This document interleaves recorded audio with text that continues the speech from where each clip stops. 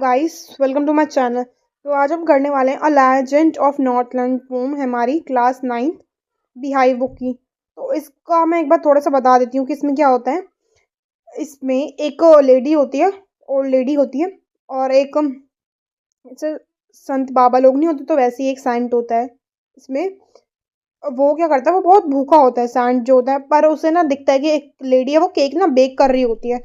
तो इसमें जो लेडी है वो बहुत ही ज़्यादा ग्रीडी दिखाई गई है। वो बोलती है कि अगर मैं कितना ही बड़ा केक खा लूँ ना, वो ना मुझे छोटा लगता है। कितना ही बड़ा केक खा लेती है वो, उसमें उसे स्मॉल लगता है, उसका मन नहीं भरता उससे। बट कहती है अगर मुझे किसी को कुछ देना हो ना, मतलब देना हो, तो वो उसे बहुत ज़्यादा लगता है। एक तरीके से लालची औरत समझ लो इसे तुम। तो इसमें अब एक दिन जो सैंड होता है उसे भूख लग रही होती है और बेकरी की शॉप दिख जाती है। फिर वो जाता है ना उससे मांगने के लिए केक दे दो। ये बंदी क्या करती है, लेडी होती है जो, एक तो केक देखो इतना बड़ा होता है और थिक भी तो इतना इतना इससे ज़्यादा ही थिक होता है। ये तो बहुत कम है, ठीक है, थिकनेस इस केक की। तो वो क्या करती है, पहले तो उसे बहुत पतला बेल देती है और बहुत छोटा कर देती है। और जब सेंट लेता है तो सेंट देखता है अरे ये तो बहुत ही लालची औरत है। वो उसे कर्ज कर देता है, मतलब श्राप दे देता है कि तुम वुड पैकर बनोगे, खाने के लिए तरस जाओगी तुम। जो कि ऐसा रियलिटी में तो होता नहीं है, मतलब एक तरीके से इमेजिनेशन वाली पोएम है, बिल्कुल सटायर, फुल ऑफ सटायर, ठीक है। ऐसा रियलिटी में नहीं होता। तो इसके कुछ क्वेश्चन देख लेते हैं, 20 MCQ क्वेश्चन से। What message does this poem convey? ये जो पोएम है वो कौन सा मैसेज बता रही है? Don't help the poor, poor लोगों की मदद मत करो। Don't be greedy and help the poor and hungry people, मतलब तुम लालची मत बनो और गरीब और भूख जो ज़रूरतमंद लोग हैं उनकी मदद करना चाहिए हमें। और ये तो सच बात है भाई।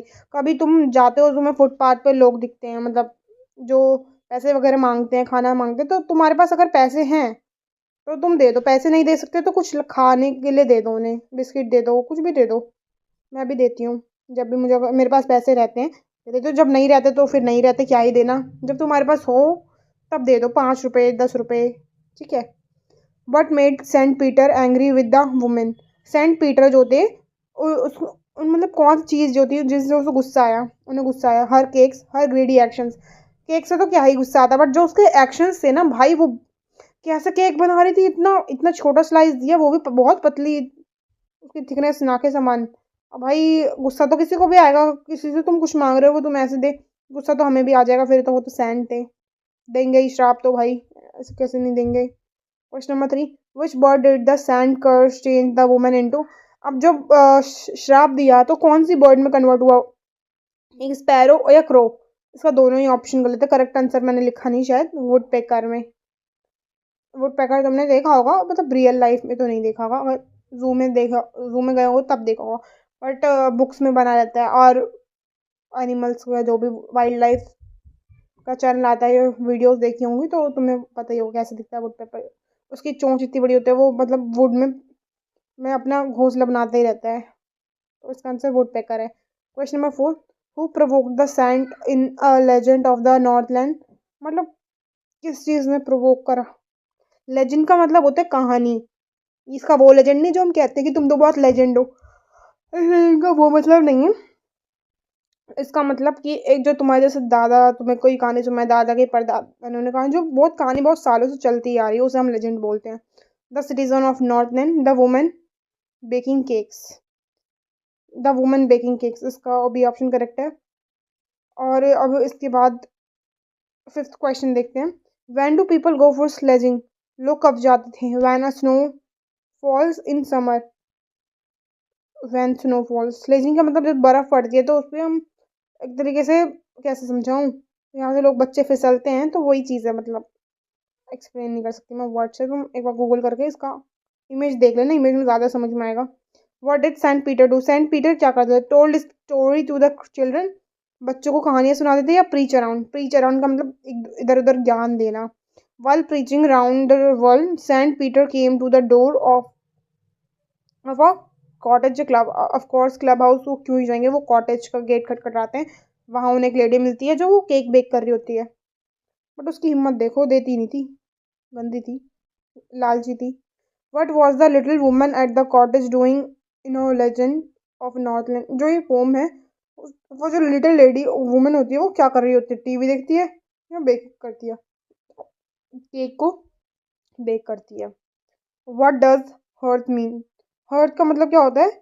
A fire place, gas cylinder. Gas cylinder नहीं है, फायर प्लेस। जहाँ पे ऐसे तुमने टीवीज में देखा होगा, मूवीज में, यहाँ पे ऐसे आग जलती है, रूम के अंदर कुछ बना होता है और ये मस्त सा फायर प्लेस। क्या लिखा है इसमें ये? And being faint with fasting. What was fasting? Who was fasting? What नहीं, हु। कौन भूखा था सुबह से?